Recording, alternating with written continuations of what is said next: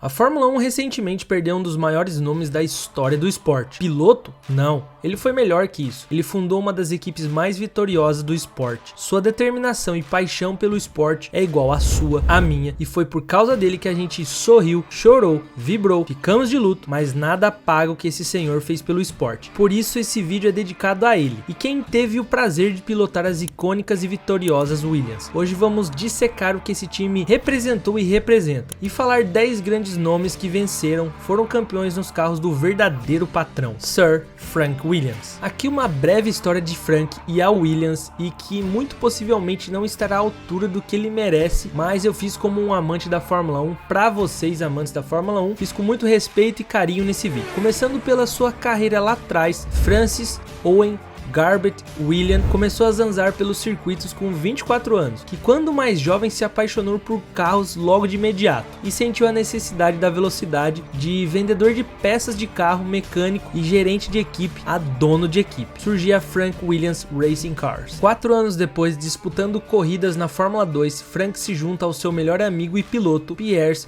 Courage, se promovendo finalmente a Fórmula 1 lá em 1969 e usando uma Brabham de segunda mão. Mas a resiliência começaria cedo para Frank, que viu seu melhor amigo morrer no GP da Holanda dentro do carro em 1970 e o deixaria devastado. Passou alguns anos em luto, até vendeu grande parte da equipe em 1975 para Walter Wolff, da equipe Wolff. Só que esse cara não nasceu para ficar na sombra de ninguém, nem ali nos bastidores. A sua paixão falou mais alto, correu atrás de independência e um dos primeiros passos foi ter em seu time Patrick Head, brilhante engenheiro que formou a dupla dinâmica com ele. Além disso, eles precisavam de 2 pilotos, certo? E veio pesado. Alan Jones, australiano casca grossa demais, que é o dono da seguinte frase: caras legais não ganham campeonatos mundiais. Antes de polêmica, interprete que faz sentido, inclusive até nos dias de hoje. Você que fica reclamando da agressividade de certos pilotos, todos, sem exceção, nunca foram legais dentro das pistas. Viseira baixada é guerra. E faz tão sentido que o australiano é campeão mundial de 1980, mas a gente vai chegar lá já já. Além dele, Clay Regazzoni, ou seja, o time estava formado. Aí junta inteligência dentro das pistas, fora dela também, engenharia e paixão pelo que faz, consistência e muita perseverança. O primeiro sinal de sucesso veio já em 1979 com a vitória de Clay em Silverstone. Depois dobradinha na Alemanha e por aí vai até 1980. Onde Alan Jones de fato mostrava o poder dessa equipe, se tornaria o primeiro campeão mundial pela Williams. E para você que não sabe, o título de 1980 foi disputado entre Alan Jones e nada mais, nada menos que Nelson Piquet. Não tinha moleza naquela época não. Ainda não existia um Valtteri Bottas versão 2018-2019. Nos anos seguintes, título de construtores em 81 e já em 82, título mundial para o pai do Nico Rosberg, o Keke Rosberg na modelo FW07C. Mas de novo a vida de Frank viraria de cabeça para baixo, literalmente e infelizmente.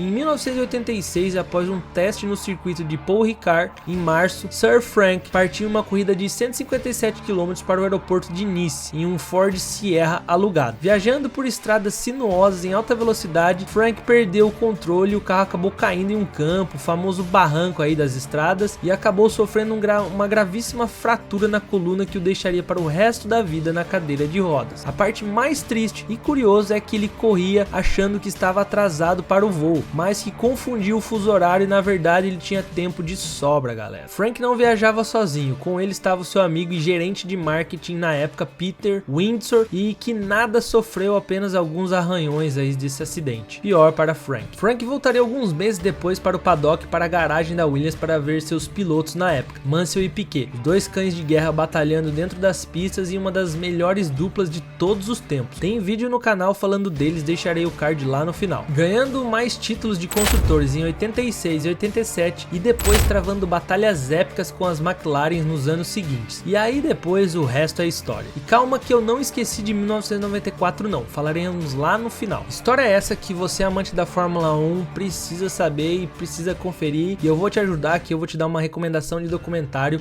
Williams. O editor tá colocando a capa aí. Vale a pena demais saber da história dessa verdadeira equipe de corrida corrida, mais a fundo sobre Frank Williams, né, e essa equipe mágica que a Fórmula 1 teve e ainda tem, de uma outra forma. Mas seguindo, outro trabalho de Frank foi manejar grandes pilotos do esporte, lendários inclusive, e algumas duplas de altíssimo calibre como citados anteriormente. Competindo por quase 4 décadas, a Williams já coroou 16 pilotos como campeões mundiais. Selecionei 10 pra gente relembrar, que fizeram história dentro da equipe. Estou levando em conta apenas feitos desses pilotos usando o macacão da Williams, então bora lá. Mas rapidinho, antes disso, se inscreve no canal se você ainda não é inscrito. Se você gostou da história até agora, deixa aquele likezão e lá no final a gente vai comentar tudo sobre a Williams e sobre Frank Williams, então fica comigo aí.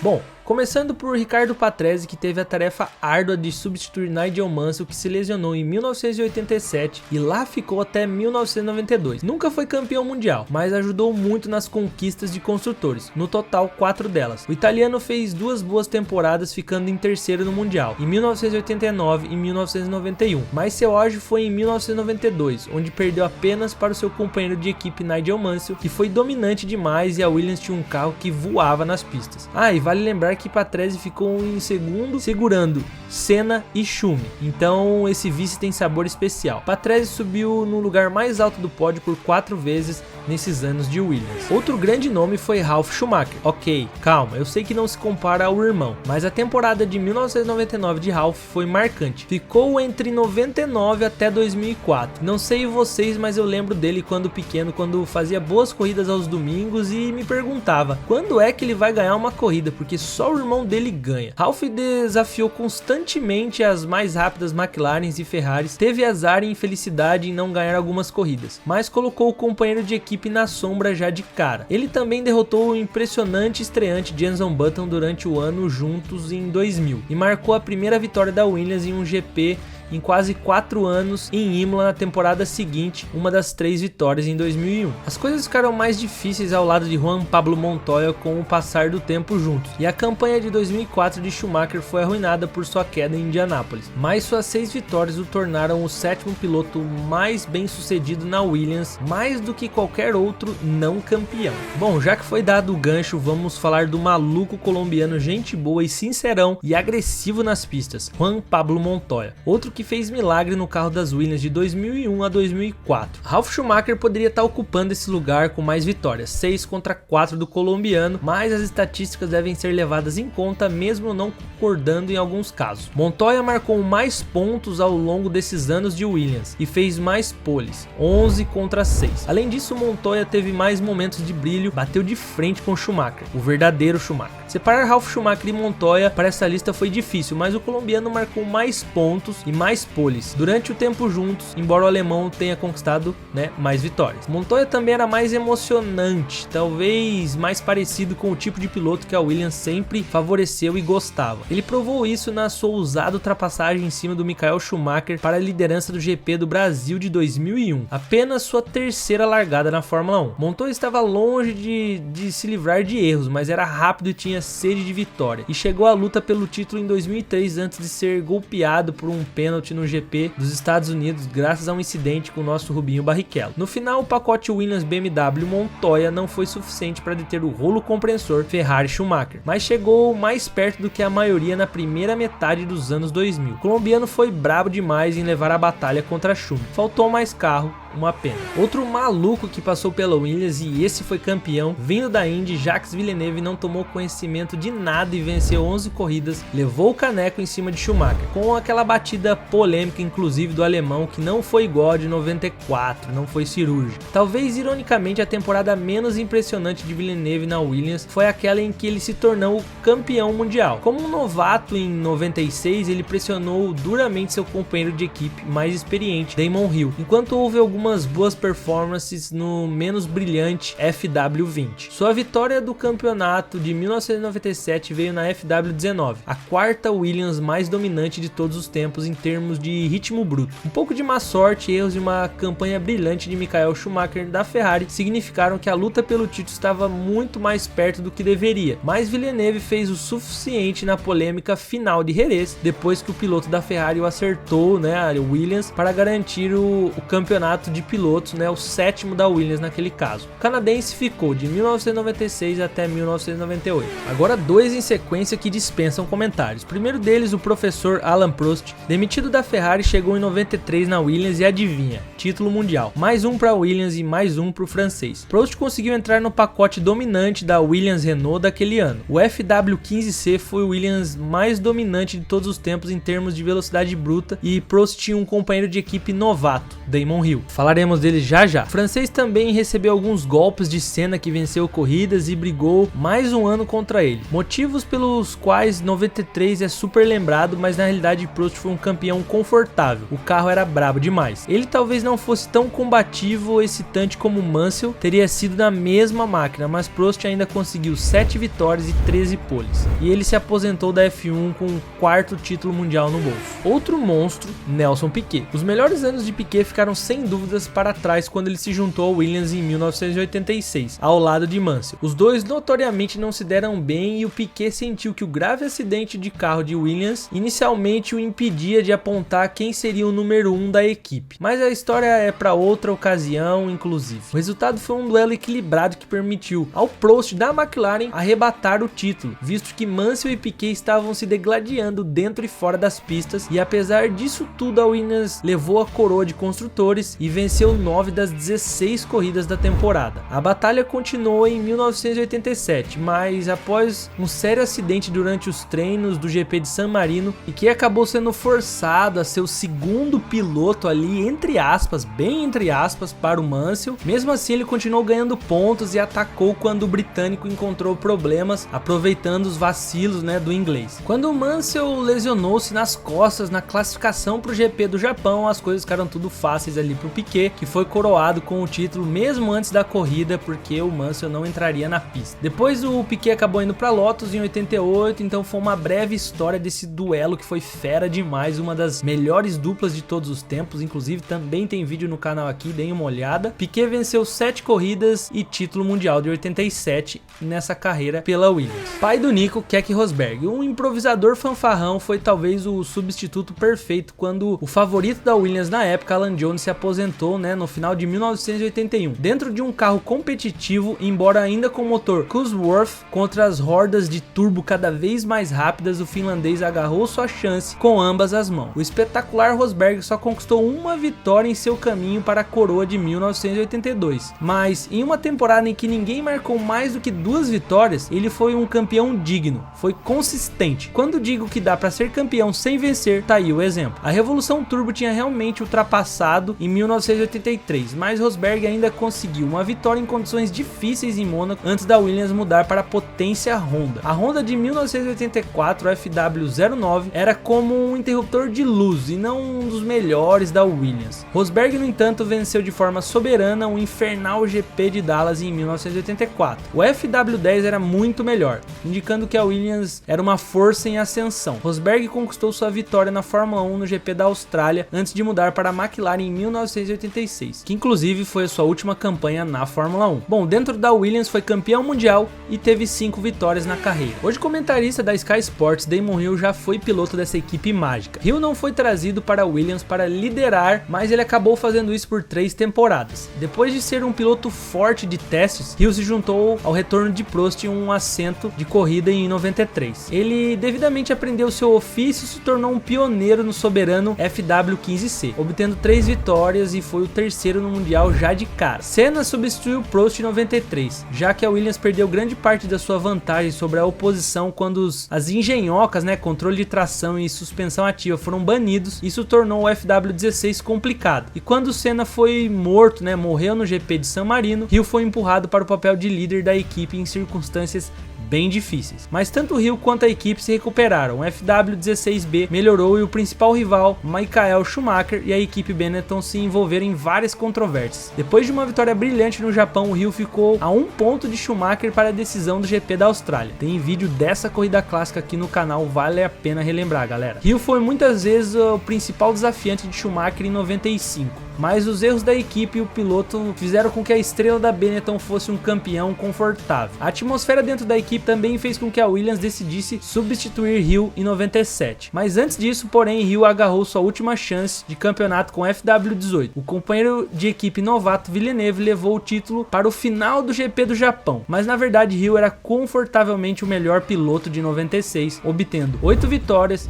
e 9 poles em 16 rodadas. Chegamos no piloto que deu identidade, né, para os futuros pilotos da Williams para os anos seguintes, o homem que definiu o modelo do que um piloto da Williams deveria ser. Certamente nas mentes dos fundadores da equipe, do Frank Williams e do Patrick Head, como dito antes, o australiano de fala direta e sem mimimi estrelou o elegante FW06 de Head em 1978, Alan Jones. Jones foi o piloto e se tornou-se líder com o FW07. A falta de confiabilidade custou ele o título de 79, mas 4 vitórias nas 6 corridas finais abriram um caminho para uma disputa pelo título no ano seguinte. Jones obteve 5 vitórias ao vencer Piquet da Brabham para a coroa, com a Williams também encerrando seu primeiro título de construtores com o Carlos Reutemann no outro carro. Alguns infortúnios, erros e as relações tensas com Reutemann custaram a Jones no ano seguinte, apesar dele estar dirigindo melhor do que nunca. Ele terminou em terceiro na classificação com a Williams, ganhando o campeonato de construtores novamente, apesar de perder os pilotos para o Piquet, e o Jones anunciou a sua aposentadoria logo após. Venceu um mundial, 11 corridas e foi o pioneiro, o primeiro a dar alegrias ao patrão Frank. E o cara da Williams, o velho leão, bigodudo e vencedor Nigel Mansell, e aposto que você jogou muito no Super NES o joguinho dele, lembra? O editor tá colocando as fotos aí. Nunca foi o melhor para se trabalhar junto, mas sem dúvida Mansell era o espírito de vencedor e por isso deu tão certo. Estar na Williams parecia trazer à tona o melhor do piloto britânico. Suas 28 vitórias pela equipe o colocaram 7 à frente do segundo colocado Hill na lista de vitórias dentro da Williams. Mansell se juntou à Williams ao lado de Rosberg em 1985 e logo se tornou uma ameaça. A vitória no GP da Europa em Brands Hatch foi seguida imediatamente por uma segunda vitória na África do Sul. Acompanhado por Piquet em 1986, formando aquela dupla dinâmica ali explosiva, Mansell teve mais vitórias do que qualquer outro naquela temporada, mas foi famoso por ter tido o título roubado ali por aquele pneu furado no final, né, na corrida de Adelaide ali, a última do ano, e deram de bandeja aquele título pro Prost, que seguia ali de perto a briga dos dois. Mansell novamente ditou o ritmo em 87, mas foi perseguido por infortúnios. Seu acidente de qualificação em Suzuka o tirou das 2 últimas rodadas, garantindo ao companheiro de equipe Piquet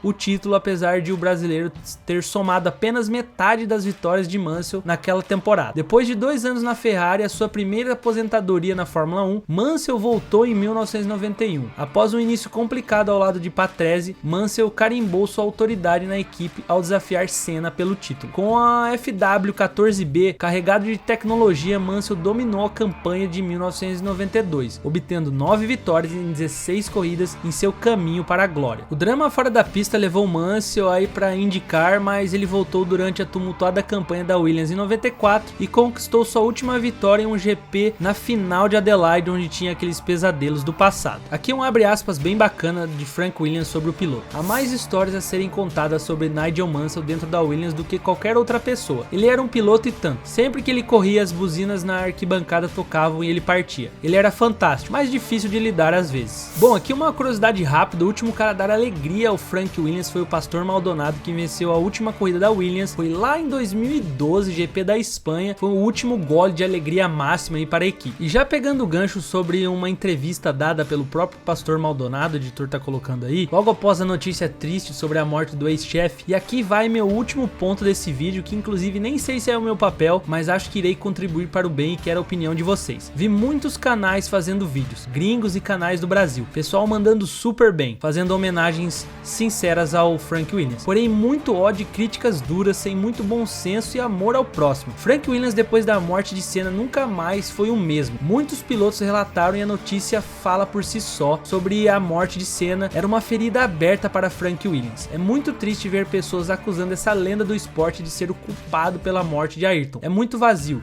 triste e injusto da nossa parte. Sei e entendo que em 94 não foi só um piloto qualquer que morreu, que inclusive morreu no sábado, um dia antes, Ratzenberg, mas foi o nosso maior atleta da história da Fórmula 1. Sei o peso que tem esse nome, Ayrton Senna. E Frank sabia disso, desse fardo. Sempre soube.